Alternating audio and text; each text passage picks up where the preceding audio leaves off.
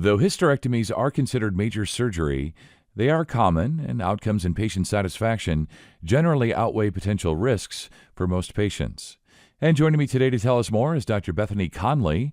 She's an OBGYN with Salinas Valley Health. This is Ask the Experts, the podcast from Salinas Valley Health. I'm Scott Webb. Doctor, thanks so much for your time today. We're going to talk about hysterectomies and everything involved, so it's great to have your expertise. As we get rolling here, the baseline question, what is a hysterectomy? Essentially, the word hysterectomy comes from hyster and ectomy. So hyster means uterus, ectomy means surgical removal.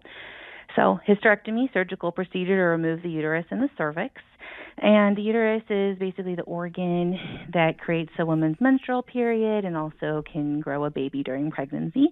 Cervix is the muscular opening of the uterus, which separates the uterus from the vagina.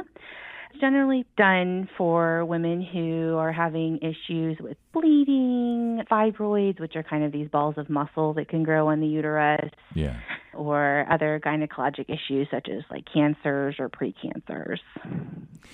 Yeah, and pardon my ignorance, doctor, but are there different types of hysterectomies? You know, is there a variety, like there's a hysterectomy A and B and C and D, or is it, if you're doing a hysterectomy, then it kind of covers everything? Yeah, great question. So definitely true. There's a lot of different words that are thrown around for hysterectomies, and the same thing said by one person might not mean the same thing for someone else. So a lot of times it's a lot of clarifying for people, but essentially it usually means removing the uterus and the cervix. It often can remove ovaries or fallopian tubes depending on the situation, but ultimately, the main types are going to be either a total hysterectomy, which generally, as a gynecologist would refer to it, means removal of the cervix and the uterus. The supracervical hysterectomy is less common, but can also be done, and that's where essentially the uterus is removed, but not the cervix. So, doctor, it seems like this is a big change, right, for women, perhaps for their families, partners, and so on, but especially for them and their bodies. Maybe you can talk about that. What happens to a woman's body after they undergo a hysterectomy, whatever, full, partial, or otherwise? There's kind of the difference between the immediate changes. So an immediate change is going to be for someone who's having issues with bloating or pain or bleeding issues. Immediately, those things are usually improved, which is nice.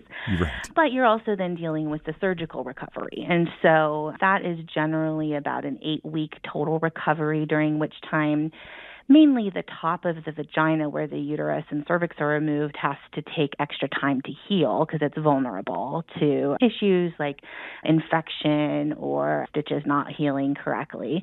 And so during that 8-week period, women are going to have some discomfort. They're going to need to limit how much they're lifting and bending so that allows full healing.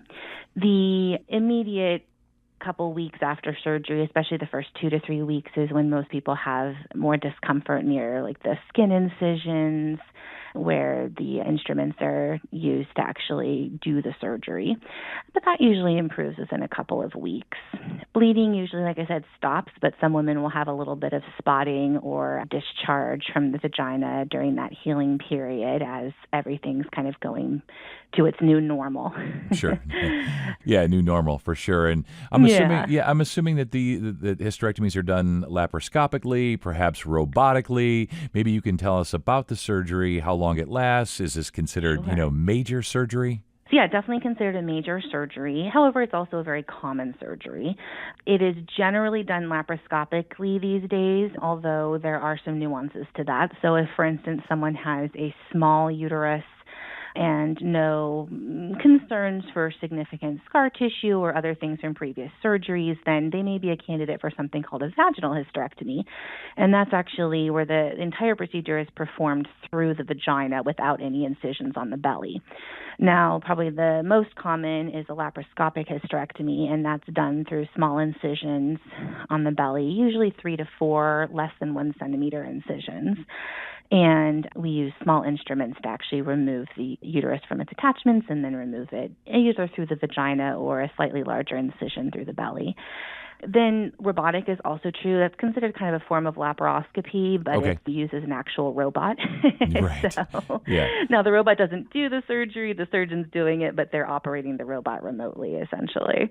Some hospitals have that available and some don't, and sometimes that's better surgery for people and sometimes it's not. It kind of depends on the situation, and someone who's getting into, possibly having a hysterectomy, I would just recommend having that discussion with your surgeon. And then finally, there's the abdominal hysterectomy, and that's actually where we make an incision similar usually to a cesarean section. And that is done usually for very large uteruses or people who have other factors that might make a laparoscopic surgery either impossible or risky. A larger incision means a little more pain during the recovery and a little more of a recovery, especially in the first couple of weeks. But ultimately, the overall recovery for any form of hysterectomy is going to be about 8 weeks. Yeah, I'm wondering, because it is major surgery and everything that might imply, even in the hands of an expert surgeon, are they able to go home, maybe not that day, but at least the next day? It depends a lot on the factors, but in general, if you have a minimally invasive form of hysterectomy, so that would be either vaginal, laparoscopic, or robotic, it's kind of your option. You can go home the same day, although many women will stay overnight and go home the next day, just because they feel more comfortable, being observed overnight. And then if you have an abdominal hysterectomy, which is also called an open hysterectomy, in that situation, then with a larger incision, we usually have people stay for 1 to 2 days after surgery. That's just because with the larger incision, it can be a little bit harder for the bowels to start working again. And so we want to make sure that we're seeing that return of function before someone goes home. Yeah. Is there anybody who's not a ideal or at least a good candidate for a hysterectomy? Yeah, definitely good question. Okay. I'd say in general, if someone really needs a hysterectomy because they're having severe bleeding issues, getting anemic, or just have a really large bothersome uterus, most women are ultimately going to be a candidate for this surgery. However, if there's conservative treatments available to somebody, whether that's medications, an IUD, something called an ablation, other smaller procedures. If someone has a lot of comorbidities such as, severe heart disease, stroke, something that would make surgery a big risk for them, then in that case, it may be that the benefits of the surgery would be outweighed by the risks, and the more conservative treatment might make more sense for that patient.